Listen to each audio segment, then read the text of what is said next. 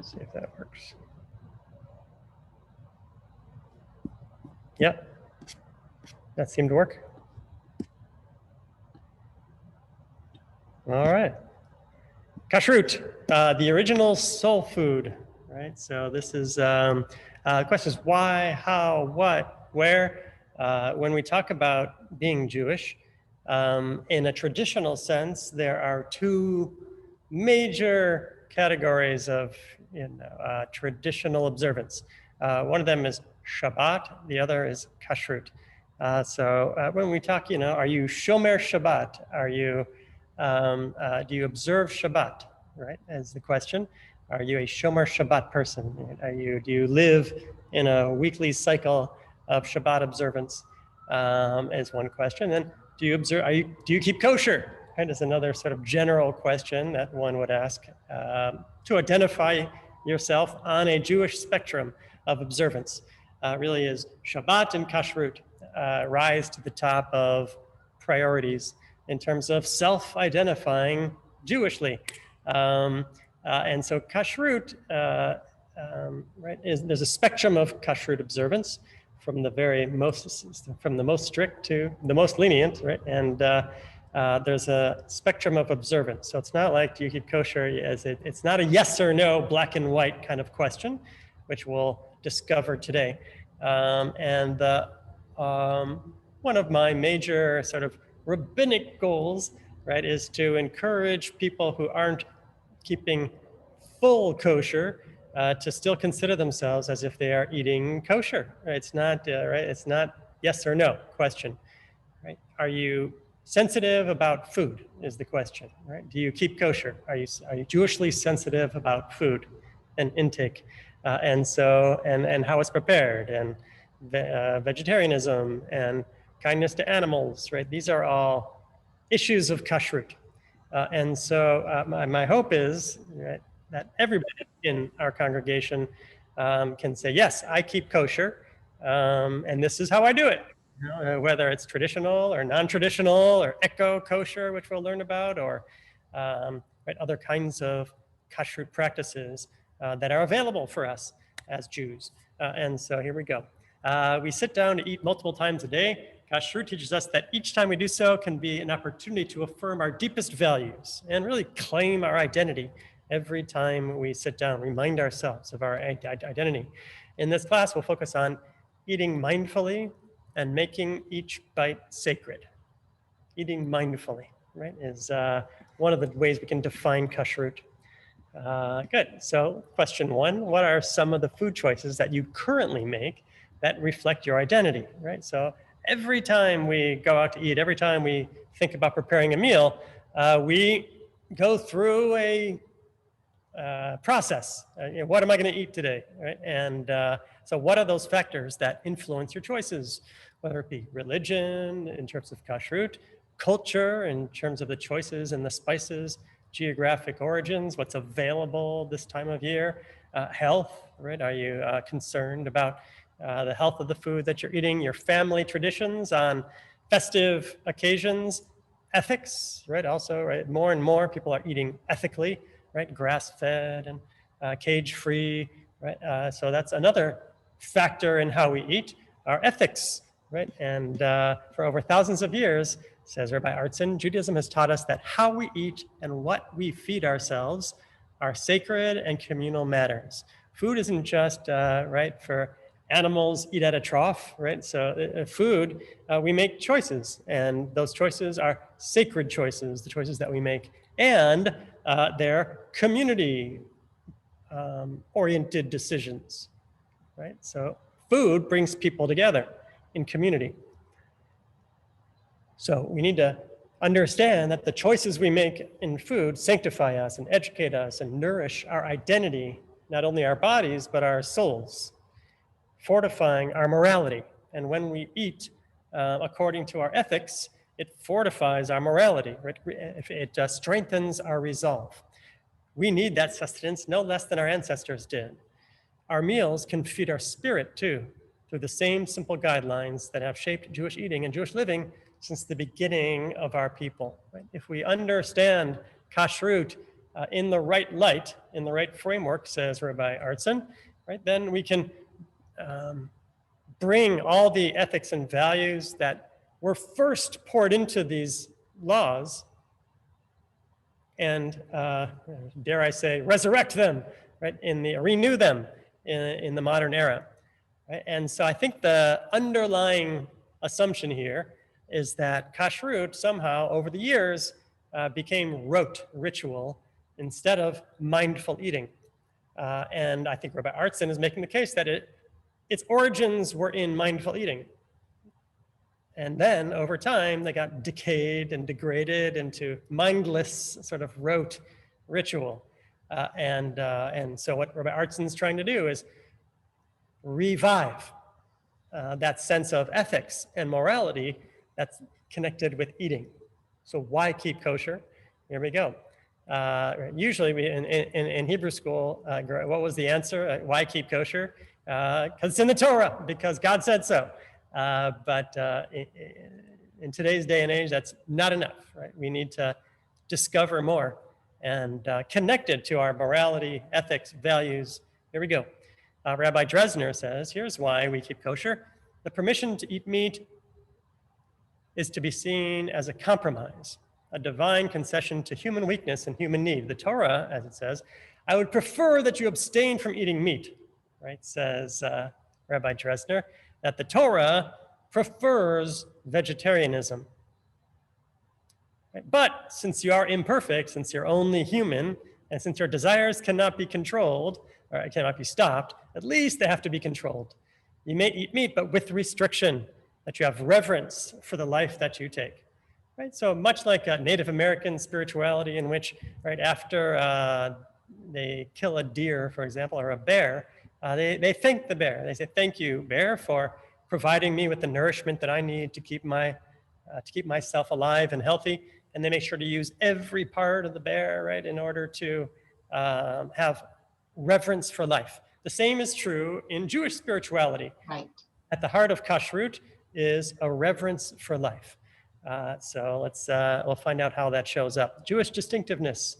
Kashrut has served also to shape our culture, to bring our people together, right? Gefilte fish, chicken soup, right? In that way, kashrut has contributed to the perpetuation of the Jewish people and the retention of its way of life. The urgency for strengthening whatever factors in Jewish life make for survival is even greater now than it was in the past. If we really want to have a robust, muscular, vibrant Judaism, it has to be around food, right? Because food brings people together. Food is dynamic. The observance of kashrut commends itself as a means to this end. That's the purpose of kashrut, is to bond our community together. It is particularly effective in lending a Jewish atmosphere to the home, right? It smells Jewish, it tastes Jewish, right? It's particularly effective in lending a Jewish atmosphere to the home, which in the diaspora is our last-ditch defense against the inroads of assimilation, right? It's the home that Jewish identity is really formed. And it's in the home that the food becomes such an important part of daily life and daily activity, sitting around that dining room table. If we can connect the food that we eat to our Judaism and our Jewish distinctiveness, then we can make our eating holy. Right? Mindful consumption. Right? Maimonides talks about physical health, which I think has been, in recent medical advancements, has been proven false, that kosher food isn't necessarily healthier food. You can have perfectly healthy non-kosher food and really terrible kosher food. But originally, that's what Maimonides thought. To eat any of the various kinds of food that the Torah prohibits for us is unwholesome. It's not good for us. Maimonides really wanted to believe that treif food was unhealthy for the body. It doesn't really resonate in the modern era so much, but that's another reason to keep kosher historically. And here's the one that I connect with the most: mindful consumption. The biblical call to holiness is reflected in Judaism's attempt to elevate the satisfaction of all basic urges for food, for drink, for intimacy, in which we differ not from any beast onto a level worthy of humanity. Right? We share all these same cravings, especially food, right, with the animal kingdom.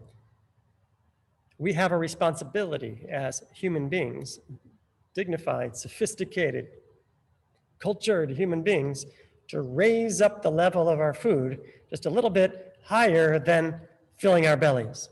Kashrut is a good example of how Judaism raises even the most mundane acts, the most routine activities, into a religious experience.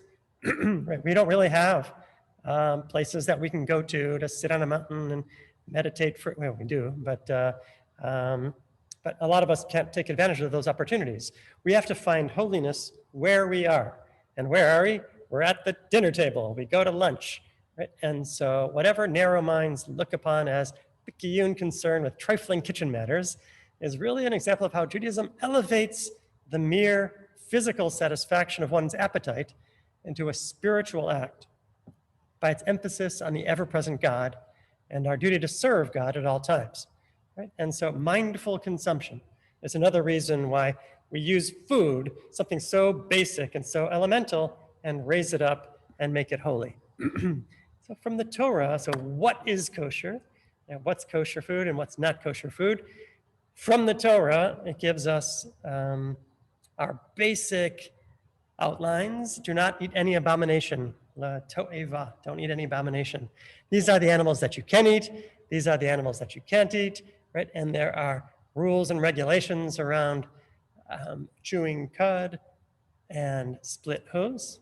The pig is also impure. Although it has a split hoof, it does not chew the cud, right? And so of all the creatures living in the water, fins and scales, right? And so for land animals, the rule is chewing cud and split hooves. For living in the water, for sea animals, it has to have fins and scales. But anything that does not have fins and scales, you may not eat. For you, it is impure. And then for birds, there isn't any general categories, but rather specific species. You may eat any pure bird, but these you may not eat. The eagle, the vulture, the black vulture, falcons, ravens, owls, right? So you can't eat any of those. Bats. All flying insects are impure. We don't eat insects. But any winged creature that is clean, you may eat. But flying things, you may, grasshoppers are well noted to be kosher. Do not eat anything you already find dead, right? You're not allowed to eat a carcass that you find dead, in the forest or on the street, right? You have to, it has to be fresh and alive, and then you kill it with the least pain as possible. That will take a lick. And in the end, it says, do not cook it. So all the kosher and treif animals. And then it says, do not cook a kid in its mother's milk. And that we're going to focus on for a little bit because it's a little strange, right? So do not cook a kid in its mother's milk. Do not cook a baby goat in the milk of its mother. So apparently, you can make a tasty delicacy by instead of roasting meat or cooking meat, you boil meat, right? And not only do you boil it in water, but you boil it in milk, right? It makes it nice and tender, I guess, if you boil the meat in milk. And so here's the issue. Do not cook a baby goat in its mother's milk. It's particularly cruel, right? Its own mother's milk that was intended to nurture this goat, you end up cooking the little goat in. And so it's seen as particularly cruel. Right? Do not cook a kid in its mother's milk. Right? And so we'll get back to that in a moment. So in order to be kosher, right, the land animal has to have the split hooves and chew its cud. A fish, fins and scales, and birds are a list in the Torah, and that we just have to go by. So here we go, separating meat and milk. Questions before we move on? Going pretty fast on kind of a big topic. All right, do not cook a kid in its mother's milk. Exodus 23:19 and Exodus 34:26 and Deuteronomy 14:21, meaning it's listed, this commandment, this prohibition is listed 3 separate times in the Torah. And so it's important, right? The repetition means that something's here that's really important that we need to wrap our heads around. And so here we go. Why? Why should we not cook a kid in its mother's milk? Philo of Alexandria. A person who boils the flesh of lambs or kids in their mother's milk shows himself cruel and brutal of character without compassion. Right? And so why, that's what resonated at first with me. It just seems particularly cruel to cook a little baby goat in its own mother's milk. And so what does that tell us? That tells us behind all the laws, behind many of the laws of kashrut, especially separating meat and milk, is compassion and love, right? That's what we're trying to do. Why do we separate meat and milk? We don't want to be cruel, right? And so when we eat meat separate from milk, that's the kavanah, that's the intentionality, right? I don't want to be cruel to the animal kingdom or to the world, right? I want to be sensitive and kind. And so therefore, I'm going to separate meat and milk. For Maimonides, right, he goes historically and he says, no, it's not just a matter of cruelty in the particular dish. As for the prohibition on eating meat boiled in milk, it is my opinion not improbable that idolatry had something to do with it. Perhaps such food was eaten at one of the pagan ceremonies. It's possible, right, that cooking a kid in its mother's milk had some religious, idolatrous overtones. There you go, that's Maimonides. Professor Jacob Milgram. The common denominator in these prohibitions is the fusion and confusion of life and death. Right? Am Yisrael Chai, right? So we believe in life. Saving a life, you can override any prohibition in order to save a life. Saving one human life is like saving an entire world, right? And so we have a focus on life in Judaism, l'chaim, to life. And so the common denominator is the fusion and confusion of life and death. Mother's milk is life-giving. Right? Cooking and killing an animal is life-taking.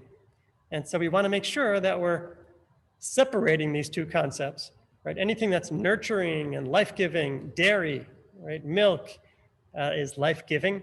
And so that's one category of food that we eat. And we don't want to separate it with food that we eat that's life-taking. That's a whole different kind of relationship with the earth. And so Professor Milgram says that's the source of kashrut, of separating meat and milk, is acknowledging life. Right? Some things are life-nurturing, some things are life-taking. Both, right, are important for nutrition, but they're different, and we want to be sensitive to the differences. So there you go. So let's just go over some of our terminology. Meat, right, in Yiddish is called fleshig, right? Or in Hebrew it's called basar, is meat, basari. Food that is made from meat, either mammal or poultry, which the Jewish dietary laws teach that should be kept separate from dairy, right? So that's fleshig. So are we having fleshig or milchik for dinner is the question, in the household. Fleshig is meat and milchik is milk. Sounds like milk, right? Flesh sounds like flesh, right? Which is where that comes from in Yiddish. So fleshig is meat and milchik is milk. Parv is neither milchik nor fleshig, right? So something that's not animal product, it's also not dairy product. A cracker can be, right? So that's parv, right? It's neither fleshig nor milchik. We call that parv. All right. The traditional waiting period between dairy and meat and dairy. So when it says don't mix, really what it means literally is don't have them on the same plate. However, the rabbis also said you shouldn't even have them at the same meal or between meals, right? And so if you have a fleshig lunch, then you want to make sure to wait a certain amount of time so that it's not the same meal. It's the next meal. And so the traditional waiting period between meat and dairy, when you eat meat, it means your meat for a couple hours. Some say the tradition is 6 hours from meal to meal, like noon to 6, right? Or breakfast to lunch is around 6 hours. And so the tradition became 6 hours after you eat meat. Although some people in different parts of the world wait 3 hours. My father waited 3 hours, so I wait 3 hours. And some people from, I think, Holland wait 1 hour. So there's different traditions in how long you wait between meat and milk. But between milk and meat, you just have to sort of separate it, not on the same table, but you can eat it right away afterwards. Good. I'll just mention, I'm not a big fan, and I think it brings up a lot of issues. Right, not only is there a concept of kosher and not kosher, kosher and treif with food, but also with pots and pans. Right? Important to have a kosher home. Right? To eat kosher means both to eat kosher food and also prepare it in a kosher way. If you're going for kashrut in the strict sense of the word, then you're careful not only about the food that you eat, but the way it's prepared and the kashrut of the pots and pans that it's prepared in. And in the conservative movement, we sort of mixed on that requirement, and we can get into, okay, practical issues in just a moment. But for now, we're talking academically right, the food that we eat is kosher and treif on the spectrum, and the pots and pans that the ovens that we prepare the food in also can be kosher and not kosher. When you're in the supermarket looking for kosher food, one of the ways that we can do that is it's designated kosher on the box. All food, right, all food that has a hechsher on it, a valid hechsher on it, is kosher, but that's not the only kosher food. There are also, right, fruits and vegetables and things that don't require a hechsher are also considered kosher. Like an apple isn't going to have a kosher stamp on it because it comes from the tree. There's no issues. And so it's organically kosher. However, if something gets put into a factory and manufacturing plant, then treif food can get in there, right? And they can put additives and other things into the food. And so therefore, we need someone to watch over that process for processed food to make sure that it's kosher. And here are some of the commonly found hechshers, right? And manufacturers have to companies have to pay, right, for supervision. And so it gets a little complicated when money gets involved and politics get involved. But here are the hechshers that we see commonly in the supermarkets: the OU, the K, and star K, and they all come from different rabbinic supervising sources. Right? So this is Rabbi Schwartz in Denver, and the little K is Rabbi Finkelstein in Toronto. Right? So the different rabbinic supervisory organizations have different little symbols. Here we go. Questions about hechshers and kashrut? All right, so that's yes. called, yeah. I was wondering, I understand the meat and I mean, cattle, but I don't understand the chicken since it's a bird. Good, excellent question, right. Right, so we don't mix meat and milk because of this issue of the milk that comes from the cow or the mammal. But obviously chickens don't nurse their young. And so they don't even have milk to mix the chicken. Exactly. Right, and the answer is it was a rabbinic enactment. Right. It was a rabbinic addition because in the shuk, right, way back. The rabbi thought we're stupid. In the shuk, it was hard to tell the difference between a slab of meat and a slab of chicken, right? And so I think it was a more pragmatic decision, just because it was easy to confuse the two. Right now that we have proper packaging and proper labeling, there is an argument to go back, to take away that additional restriction. But it doesn't have much legs because once something gets established in Judaism, it's really hard to turn it around.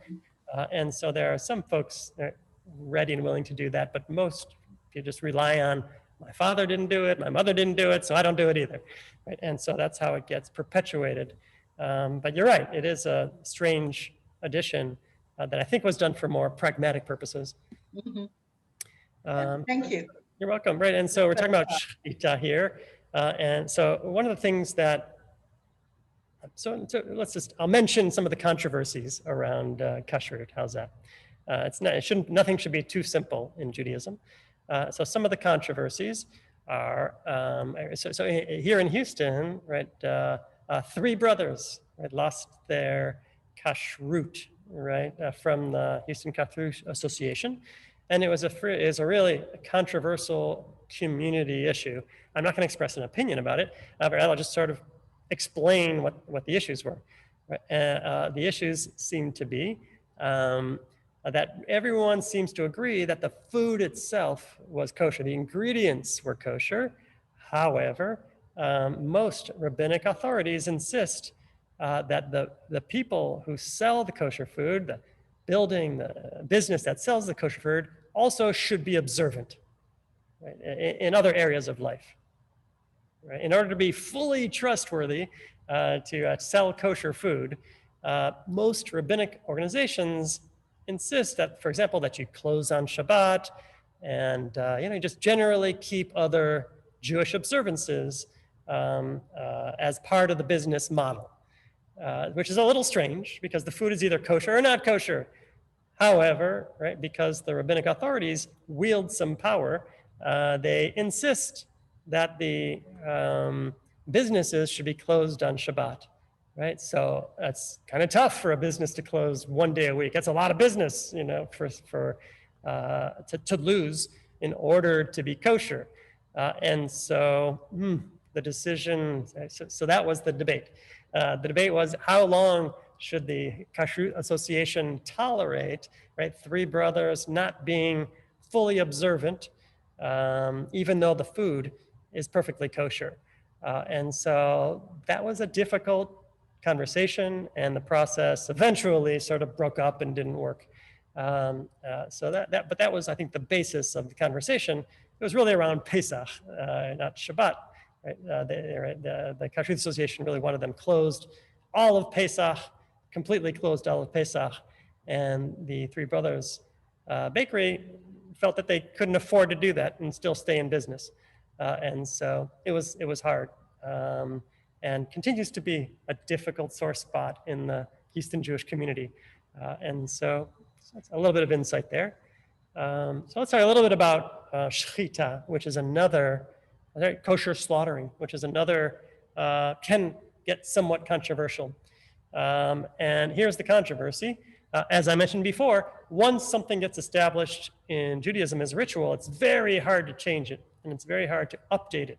The conservative movement, I'm particularly proud that as a kind of liberal traditional movement, right, a traditional movement that works with some creativity, we're able to update kind of some of these rituals to have them more in line with modern ethics and ethos.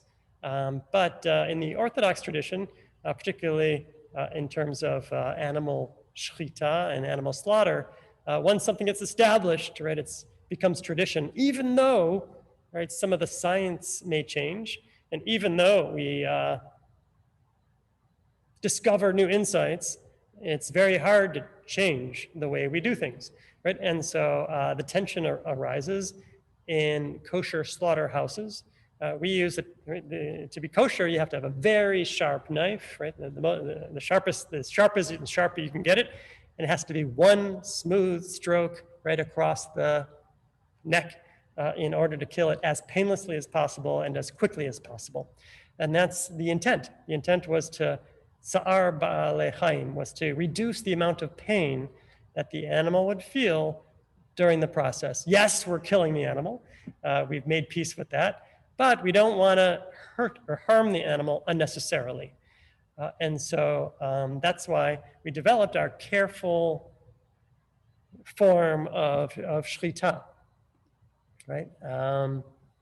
That's why we do what we do.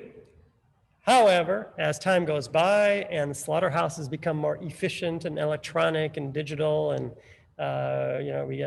we learn more about medicine, and right, one can make a case where it's no longer the most painless way to do things.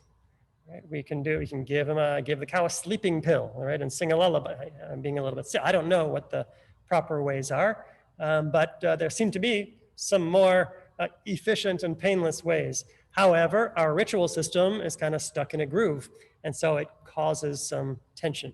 So here we go. So this is one answer from a shochet. Why I became a shochet. So here's a rabbi who became a shochet, who's decided he wants to do it himself, right? So let's see here how his journey. For almost a decade now, I've only eaten meat on Shabbat, holidays, and special occasions. When I do eat meat, I want it to be raised sustainably and locally, slaughtered ethically, and certified kosher.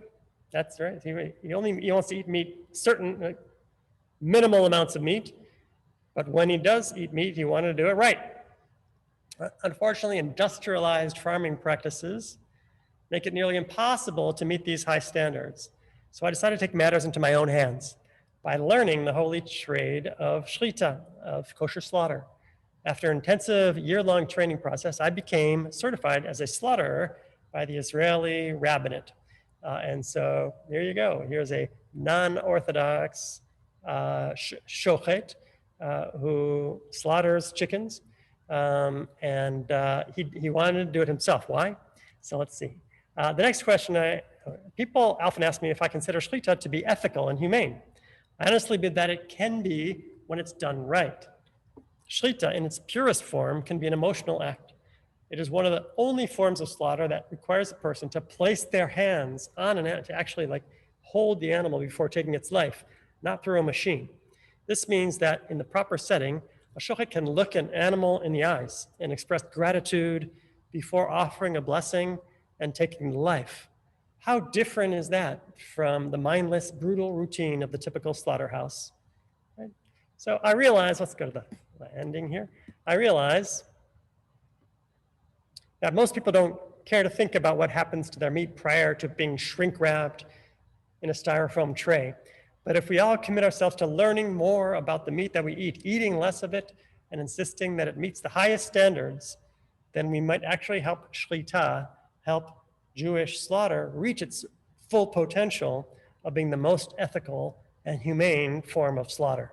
Right, so he's being critical of the traditional slaughterhouses, even the kosher ones, right, can slip sometimes and let things go. In this case, he's saying it's a little too mechanical, right? And so here's Gabe Botnick transforming and renewing our traditional ancient form of Shrita.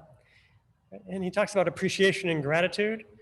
Right? And when we eat the food, one of the ways that we express that gratitude is by reciting a blessing, a prayer of thanks. Our rabbis taught it is forbidden to enjoy anything from this world without first saying a blessing. Anyone who derives benefit from the world without taking the time to offer a blessing is considered to have stolen sacred property. Right? So we're stealing God's property if we don't say a proper thank you. Right? The thank you is the ticket. The thank you is how we redeem God's bounty into something that we are now able to eat by expressing our gratitude. And that's what the shochet did. That's what the shochet does for us. When they slaughter the meat, they also say a blessing and express gratitude to God and the animal. Right? And so we also have blessings for all the other foods that we eat. Hamotzi lachem min haaretz, barei pri hagafen. Right, and that's blessings are one of the ways that we elevate our eating from rote and routine to mindful and sacred. Eating ethically. One of the ways that we eat ethically, sar balei chaim, making sure that the way that the food is prepared is done ethically. Prevention of unnecessarily causing pain to animals. Basic Jewish value, right? And so, right, even to the point of a person is forbidden to eat until they have fed their animals. Animals eat first, right? It would be considered cruel, right, for us to sit down at a big dinner when our animals are looking at us starving, right? So feed the animals first. And Maimonides says there's no difference between the pain of human beings and the pain of other living things. The love and tenderness of a mother for her young exists across species, right? The same parental love that we have for our children is the parental love that animals have for their young. That there's no difference in that love at its basic animal instinct, right? And so we have to be sensitive to the emotional life of animals. And parent-child is one of those sensitivities. So, for example, one of the laws of kashrut is you're not supposed to slaughter a mother and child on the same day. Right? That's one of the rules from the Torah. Why?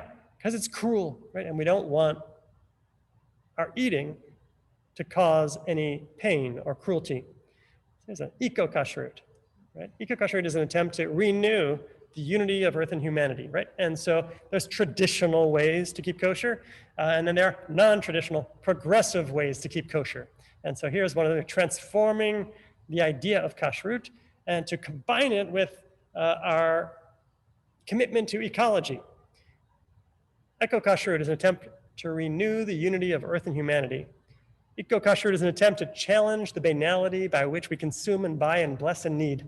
It's a call to stay away from treif, all that bad stuff, that which is dissonant with the preservation of the earth, right? All the manufacturing that caused damage to the earth, that which is dissonant to the preservation of the earth and we who dwell on the earth.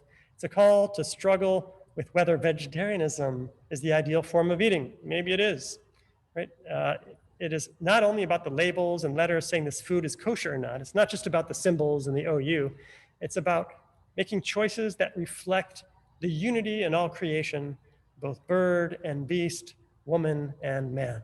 Right? So that's eco-kashrut. So there are many ways to keep kosher, right? And so here's one of them by contemporary ethics. Look around and see what food does damage to the earth and what food nourishes the earth, right? And make those choices. That's kosher, right? That's what the renewal movement claims, right? Kashrut isn't some, letters on a box. Kashrut is ethics and values. It started that way, and it's our opportunity and it's our responsibility to evolve contemporary kashrut so that it remains in line with the original intent, which is sensitivity and partnership and love and compassion. And so the Jewish eating plan begins. There are many different ways to start and grow a kashrut journey.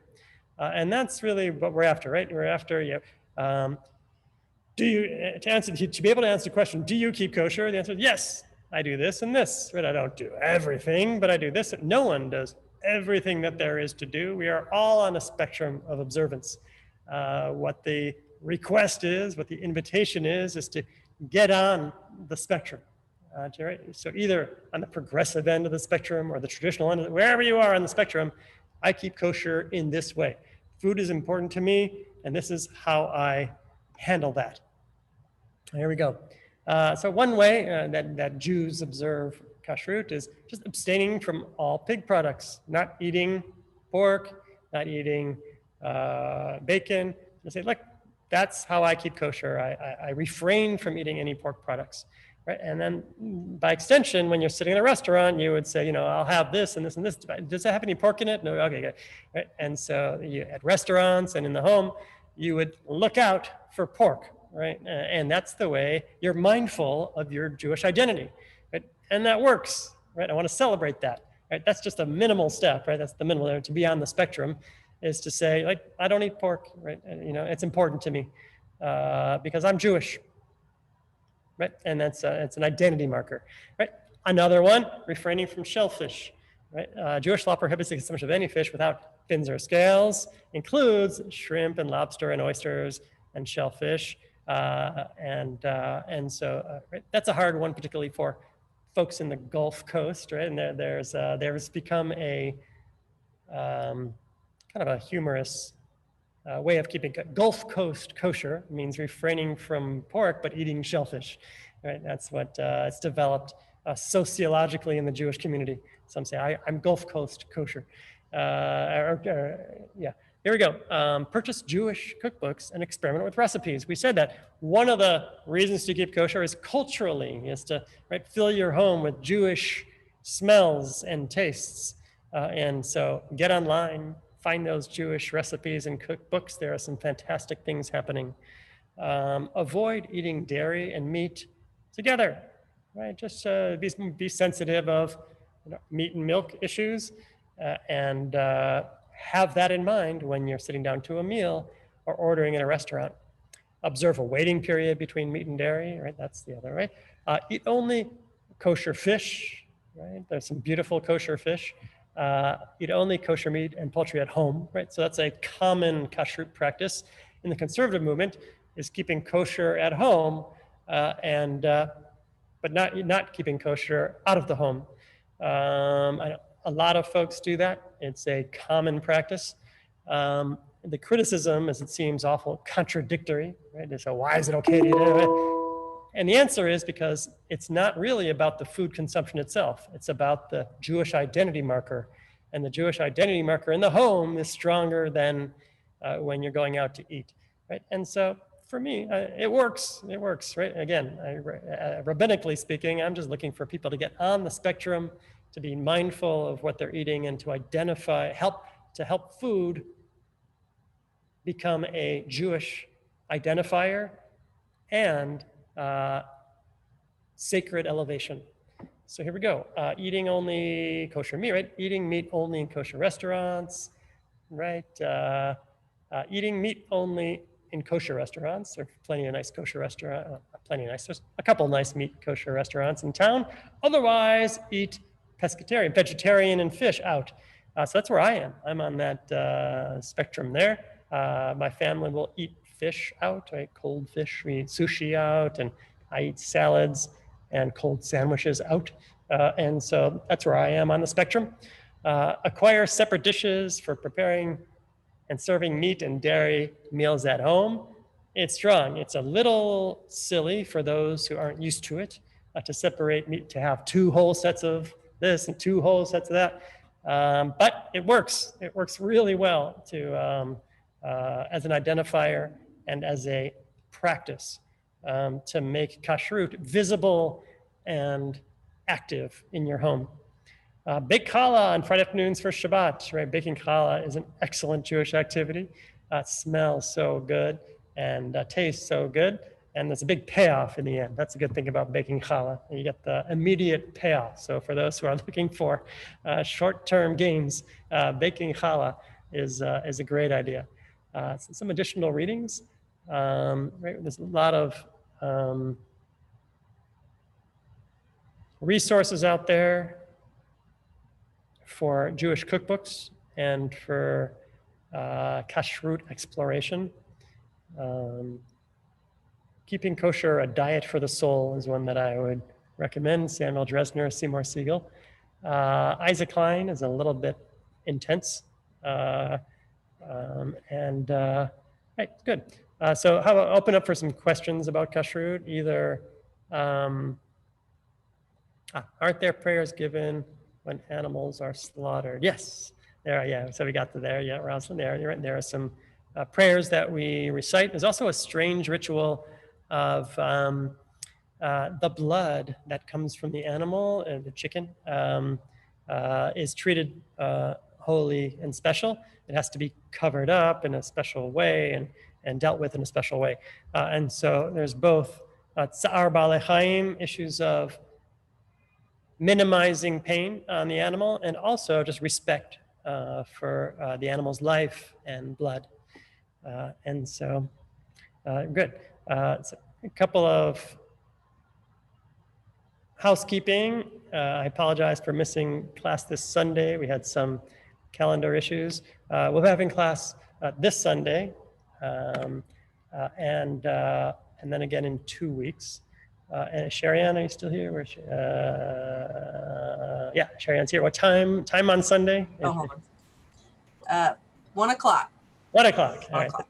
1 o'clock on Sunday. So we'll open up for some questions, comments on reflections on kashrut, and then on this time. All right, friends.